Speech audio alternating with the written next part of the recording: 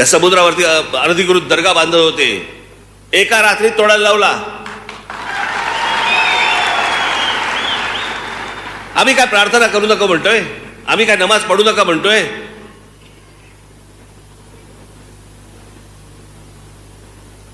आम्ही बाकीच्या कुठच्या गोष्टींना हात घालतोय? अरे समुद्रावरती हळूहळू हळूहळू सुरू करताय.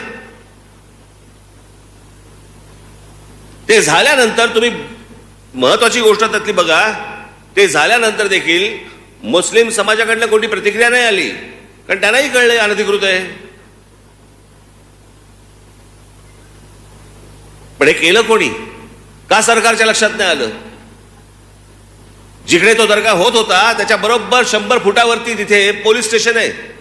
का नाही त्यांच्या लक्षात आलं? का नाही महानगरपालिकांच्या लक्षात आलं? मी तुम्हाला एवढ्यासाठी सांगतोय की बाकीचे लोक ज्या प्रकारचा अपप्रचार आपल्याबद्दल करतायत त्यावेळेला तुम्ही त्यांना सडकवून सांगितलं पाहिजे. त्याच्याकडे पण एक पुस्तिका पण काढली,